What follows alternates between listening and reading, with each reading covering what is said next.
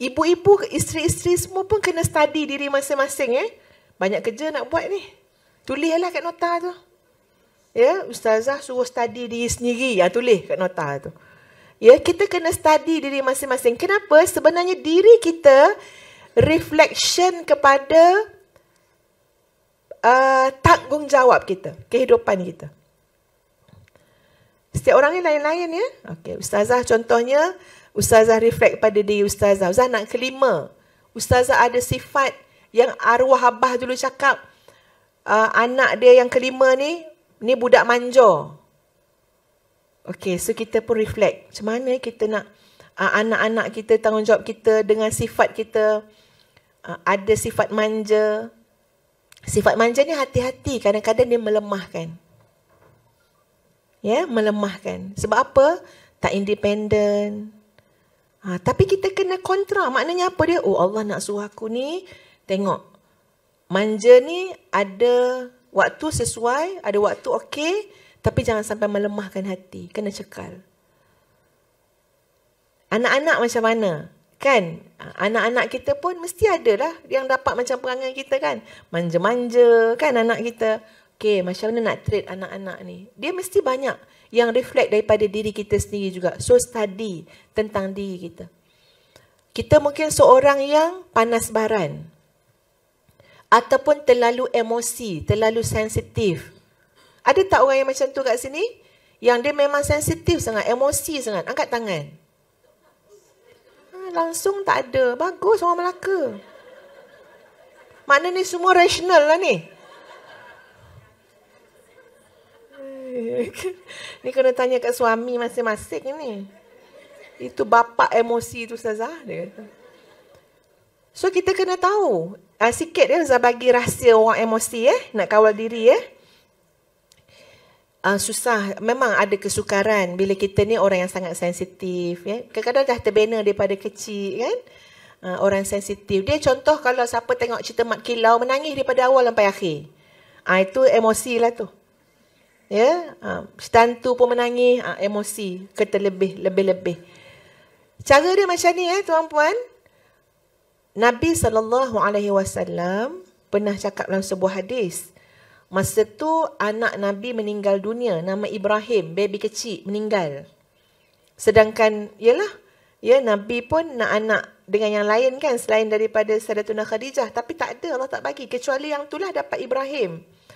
Jadi bila Ibrahim meninggal dunia, Nabi SAW menangis-nangis. Nabi nangis. Keluar air mata Nabi. Sahabat-sahabat yang tengok tu macam ada di kalangan mereka yang macam heran lah. Takkan Nabi pun menangis? Takkan seorang Nabi pun anak meninggal menangis. Takkan Nabi tak tahu anak meninggal tu masuk syurga? Takkan ni. Tapi menangis. Jadi kehairanan sahabat-sahabat tu Nabi cakap. Nabi ulas. Nabi kata apa? Innal uyun, sesungguhnya mata ini latadma'u, boleh saja untuk senantiasa menangis. Penggunaan yang dalam apa yang Nabi sebut tu fi'il mudhari'. Fi'il mudhari' ni menggambarkan istimrar. Sekarang akan dulu, sekarang akan datang. Bukan makna mata tu telah menangis. Tapi Nabi kata mata tu boleh saja menangis. Ada tak mak-mak yang macam tu? Menangis, kuat menangis. Sampai suami nanya, hari ni mak kau dah nangis belum? Kek kuat menangis. Anak kata, dah nampak pagi tadi. Okey lah tu. Dapat dia masah mata tu. Jangan salahkan orang kuat menangis. Dia memang kojo menangis. Nabi pun sebut, mata ni boleh je nangis. Sentiasa nangis.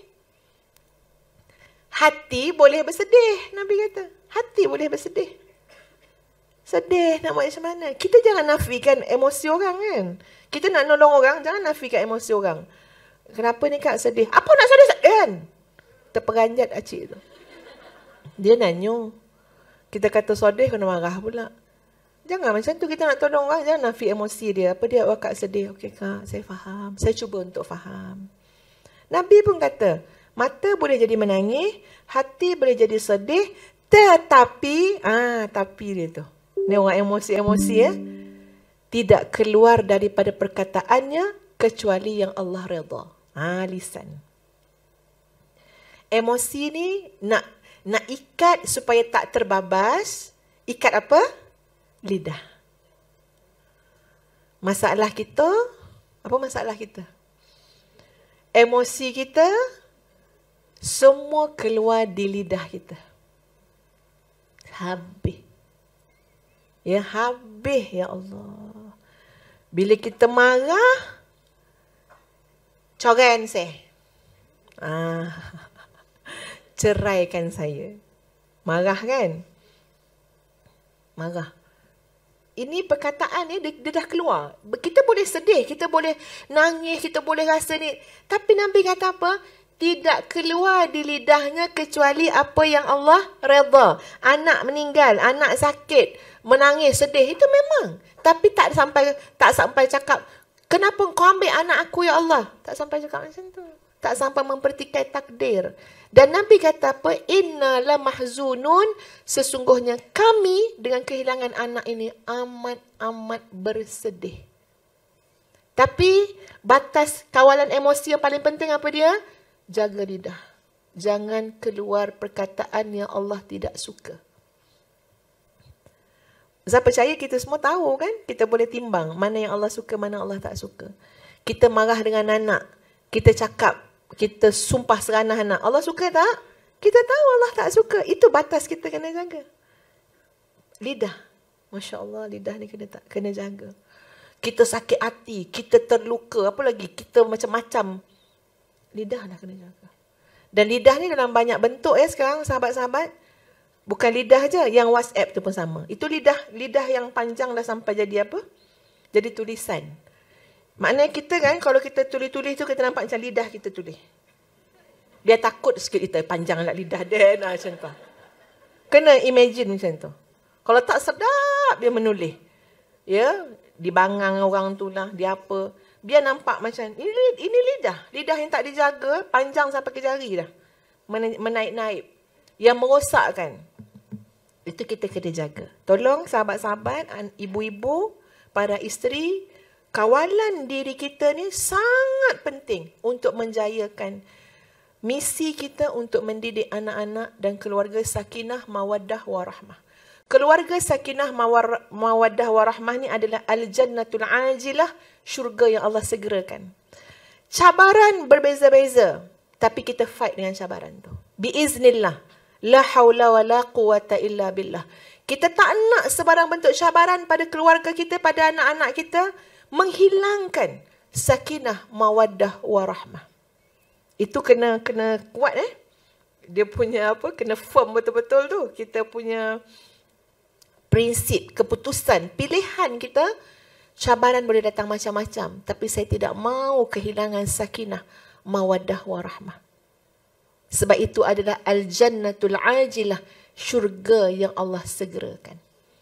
Jadi sahabat-sahabat yang dikasihi sekalian, poin kedua yang Ustazah maksudkan tadi adalah mendidik anak-anak memerlukan pemantauan, kebijaksanaan, pemerhatian, kesungguhan, rutin. Ini adalah kerja rutin kita, macam analogi yang dibawa datang oleh imam-imam terdahulu, ibarat seperti menanam tanaman.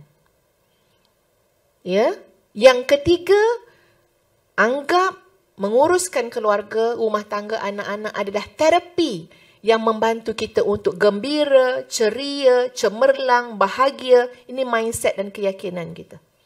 Sebab kita tengok orang lain bersusah payah tapi dia happy. Ada ramai orang susah payah dalam hidup dia tapi dia kata tu terapi. So kita, apa terapi kita? Didik anak-anak. Pergi dengar ceramah pasal keluarga, terapi kita. Kenapa? Kita akan bawa balik benda yang baik untuk anak-anak dan keluarga kita.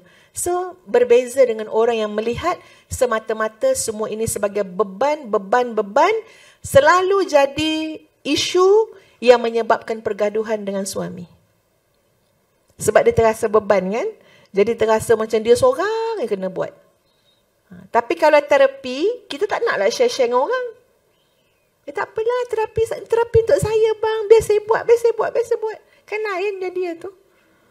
Ya, atas macam mana kita pandang sesuatu. Ya Allah, ya Tuhan. Kalau orang putih selalu cakap mindset, memang betul lah. Tapi saya nak kata, orang Islam dengan keyakinan, dengan akidah, lebih-lebih lagi terbina mindset. Tapi benda tu proses. Walaupun saya cakap macam ni, bukan bermakna petik jari jadi, sahabat-sahabat. Proses. Jatuh bangun, lintang pukang, tergolek tergelantang. Nak boleh sampai jadi keyakinan, jadi watak, jadi karakter, jadi rutin, jadi hal. Kalau dalam bahasa tasawuf dia panggil hal, keadaan dalaman. Kalau tak, kita ni on off. Kejap anak kita nampak, tu mak macam lembut lah hari ni dia. Tapi lepas tu suami ayah cakap, belum tentu lah itu dah. Maknanya bukan hal kita macam tu, kita masih tak stabil. Ya? Itu kalau kaitkan pendidikan dengan tasawuf, ilmu akhlak, itu panjang yang ulama ulas. Dan mesti ada kaitan. Ibu yang hati sejahtera, qalbun salim, itu ibu yang berjaya. Ya? Jadi sahabat-sahabat sekalian, tapi kita kena faham, jangan cepat judge diri kita, jangan cepat down. Sebab apa? Semua ni proses. Orang boleh kata macam-macam kat kita. Orang boleh kata, alah tak percaya mak kau tu dah, baru balik dengar ceramah. Tengok 2 hari lagi. Kita dengar tu rasa, ya Allah, tak dapat nak berubah dah. Tak ada sokongan. Tapi cukup muslimat. Jadi wanita yang kuat. Tak apalah, tak ada orang sokong pun. Kita tak kisah. Sebab kita apa? Kita cakap dia tak faham ini proses. Kalau kita rasa nak ceramah kat suami kita, kat anak pun tahu. Ni proses, proses. Kau nak cakap apa kat mak pun terpulang. Tapi ini proses. Kau tengok mak besok macam mana. Cakap macam tu. Ini semua main petik jari kan, nak suruh jadi wali. Mana boleh. Proses. Semua akan belajar daripada kesilapan. Dah pernah marah anak, baru tahu apa kesan marah pada anak-anak kita. Betul tak? Baru kita tahu.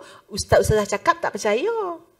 Cuba buat balik kan. Mengamuk kat rumah. Tengok apa jadi rumah kita. Maknanya kita belajar daripada kesilapan kita sendiri. Pengalaman. Lalui proses tu. Masya Allah, sahabat-sahabat semua. Ustazah lalui proses tu semua. Dan selalu sebut dengan keluarga kan. Yang paling ustazah hargai dalam hidup adalah Allah tidak menjadikan ustazah berputus asa. Itu yang ayat saya selalu pegang. Kenapa? Orang lain mungkin boleh kata, tak ada. Dia akan ulang balik tu. Dia akan ulang balik perangai tu. Dia akan ulang. Tapi kita yakin kita pada Allah Subhanahu Wa Taala, kita berbaik sangka dengan Allah, kita kata tak. Allah tak akan ulangkan perbuatan tu untuk kita. Kita akan jadi lebih baik dan lebih baik dan lebih baik lagi. Itu antara kita dengan Allah Subhanahu Wa Taala tu kena kuat. Ya, kadang-kadang kita mengharapkan orang bantu-bantu, belum tentu ada. Ataupun bantuan tu tak seperti mana yang kita harapkan. Siapa yang akan bantu kita semua ni? Allah Subhanahu Wa Taala.